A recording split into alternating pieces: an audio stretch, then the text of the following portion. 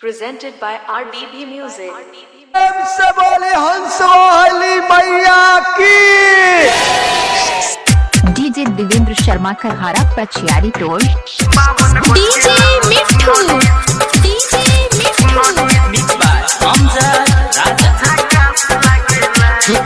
हंस की सवारी ओइली सरस्वती माई सबे कोडे चलल बाटे बिना वाली के पूजाई सबे कोडे चलल बाटे बिना वाली के पूजाई जब सहजेली मैया तो बड़ी भावेला 52 गज के लाल चुनरी झकास लागेला 52 गज के लाल चुनरी झकास लागेला।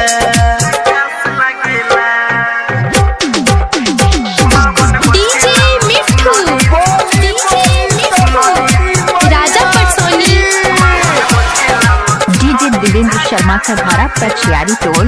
डीजे देवेंद्र शर्मा करहारा पचियारी टोल। हऊ सूर्य के रचैया सुनी सरस्वती मैया हमरो के बना दीना खेसारी जस गवैया।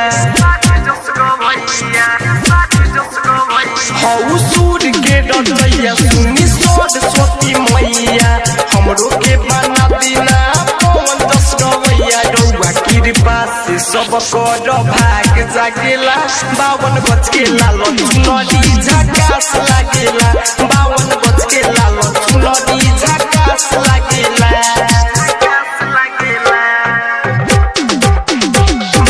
डीजे मिठू राजा पटसोनी। डीजे देवेंद्र शर्मा करहारा पचियारी टोल। DJ Devendra Sharma Karahara Pachiyari toll.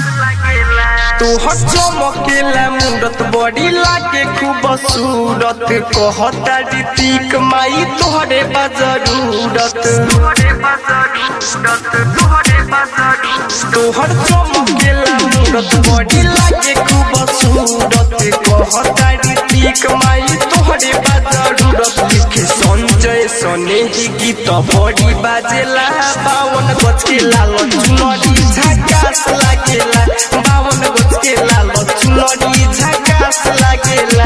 पके हंस के सवारी ओइली सरस्वती माई सबे कोडे चलल बाटे बिना वाली के पूजाई सबे कोडे चलल बाटे बिना वाली के पूजाई जब सहजेली मैया तो बड़ी भावेला 52 गज के लाल चुनरी झकास लागेला 52 गज के लाल चुनरी झकास लागेला। करहारा पचियारी टोल।